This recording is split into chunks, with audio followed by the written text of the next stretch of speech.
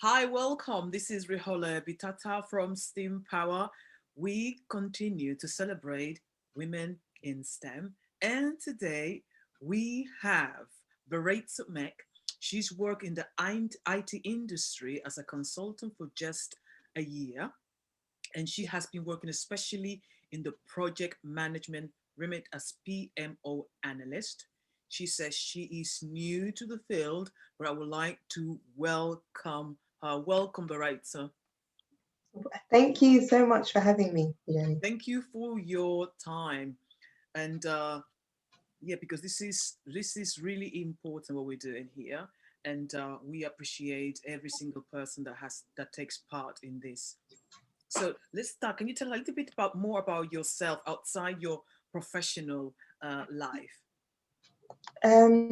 So in terms of what I like to do in my Yeah, spare time, yeah. Anything about you?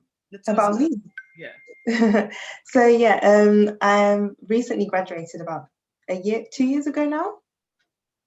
So I've been working in the IT industry for about a year, and as you can see, I am a woman. I'm a Black woman, and I'm a very social person, so I like spending time with my friends and my family, making memories. One of my favorite things to do is to go to concerts and festivals with my friends. Um, I'm obsessed with podcasts, so I've started um, becoming really obsessed with listening to podcasts, especially when I'm doing, mundane tasks, and they make them a bit more. It makes me look forward to doing them a bit more. Hmm. Um, so I love listening to the Receipts podcast, which is a podcast about two Black British individuals and a Latina. I also love listening to Say Your Mind podcast, and the host Kalechi, she's amazing. She Hmm. talks about things that I inherently sort of feel passionately about, race, oppression, Hmm. and for her, it's the range and the vernacular that she speaks with that I really enjoy. Hmm. Um, I love reading, I love cooking. Hmm.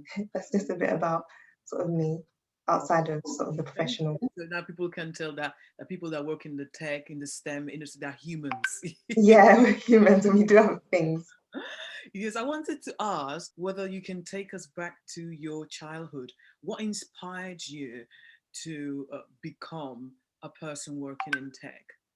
So I've always been a daddy's girl since I was younger, and I've always held my father in high esteem. And it was his career journey, I think, in various STEM fields that I think really inspired me.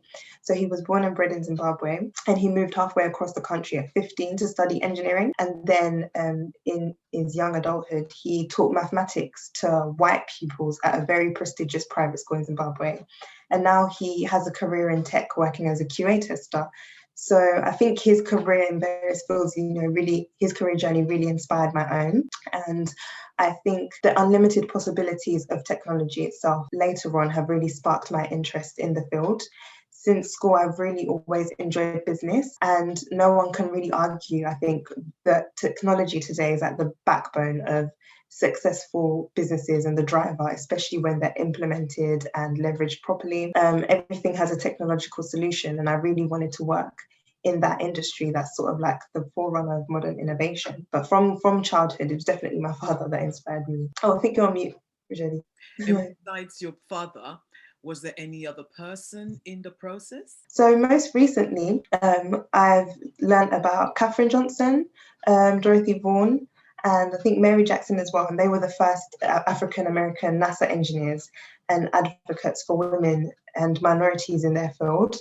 And their successes really resonated with me as well as a Black woman. So. Mhm, mhm. And what did you find of were the attitudes of the people outside your home within the community as a black woman in tech? How do people react to you when you tell them, "Oh, I'm a IT consultant"? Well, I think there's been definitely a positive shift in recent years with the presence of women in sort of IT and tech.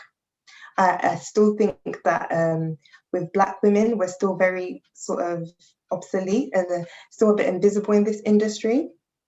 But again, I still think there's that positive shift. And I think people starting to realize the benefits of having a diverse workforce and how critical it is in driving innovation and different types of reach.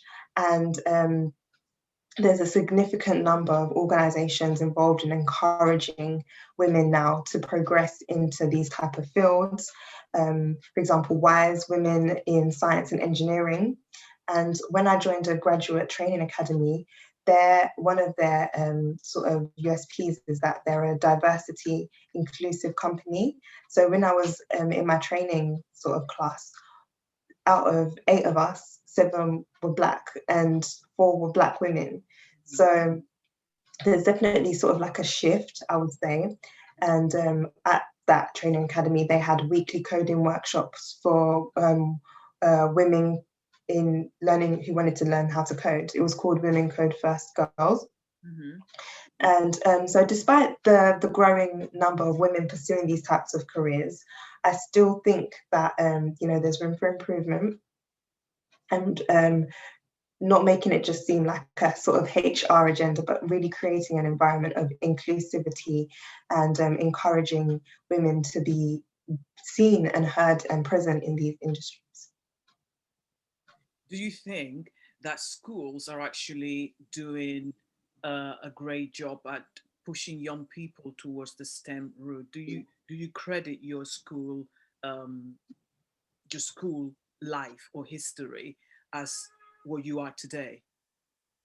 I think there's been, in my personal schooling, I think there was more of that push whilst I was at university. So in higher education, I can't really remember so much in secondary school. I don't feel like there was that much of a tailored sort of like STEM curriculum.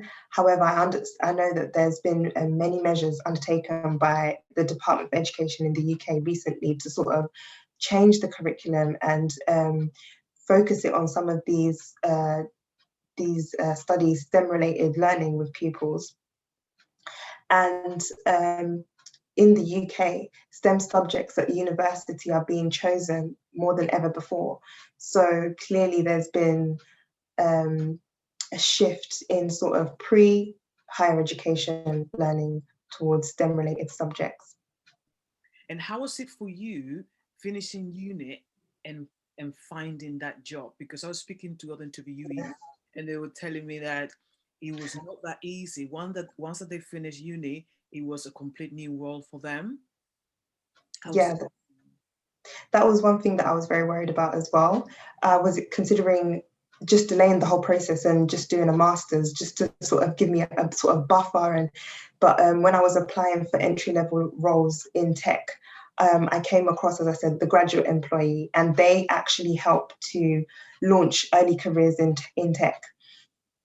So yeah, I came across them, and they helped facilitate that training of understanding and technical competencies, and I was able to get certifications like a Prince 2 business analysis certification, and they also facilitated that process of consulting with partners. So that's how I have worked with 2 sort of blue chip partners in sort of like my 1 year of working, because they facilitated that process of, these are our clients and we're going to put you forward for an interview. Do you think that, is there anything that the government could do to make that transition easier for young people? Most definitely. I think we should have some government run sort of postgraduate or sort of the same vein, training academies, or helping facilitate that process of transitioning into working life, with maybe partnering with businesses that could make that transition a little bit easier, specifically tailored towards STEM industries, and not breaking barriers in terms of women and class and race. Within the workforce, in your workplace, have you found yourself comfortable? Are you allowed to be you within that space? With In the workspace that I'm at currently, most definitely, even my previous employment as well, my previous client, I'm very comfortable in where I am, where I'm at. At first, I had sort of like imposter syndrome, which I know a lot of people have when they don't see people that look like them, or people that are successful that look like them within their sort of industry. So I definitely had that because I was young, I was Black, and I was female. But just my efforts and sort of my deliverables are proving who I am and my capabilities. And it builds that trust with the people that I work with. They don't really see me as anything other than a hardworking individual like themselves. So I definitely feel comfortable in where I'm at, but it would be great to have more people that look like me for someone that might not be as comfortable, if that makes sense. Thank you. And in concluding, can you recommend us, actually, what are you reading? If you can recommend us anything. So currently I'm reading fantasy book. I'm reading A Game of Thrones, which is also one of my favorite TV shows of all time. So the book series is called A Song of Ice and Fire. I love fantasy books since I was younger. I've read Harry Potter, Lord of the Rings, but I like to think of this one as fantasy for adults. And, you know, with fantasy books, you usually have good versus evil, but in this, there are not really absolute measures. There's a lot more complexity to the characters. And I definitely recommend fantasy books to young children as well. I feel like reading nonfiction like history, biographies, and science is really necessary for education and their development. However, I think with fantasy, it sparks your imagination and your curiosity as well. And it fosters creativity and a world of what ifs. And I think that's really important to cultivate that as an adult even as well, especially in your career and trying to break into sectors or whatever. So thank you very much for that recommendation. And this is the end of our interview. It has been a pleasure having you, and I hope that people listen, actually take your story and inspires them, and actually makes them realize that, look, if she can do it, I can do it too. Thank you very much for your time. Thank you so much for having me. I really enjoyed it.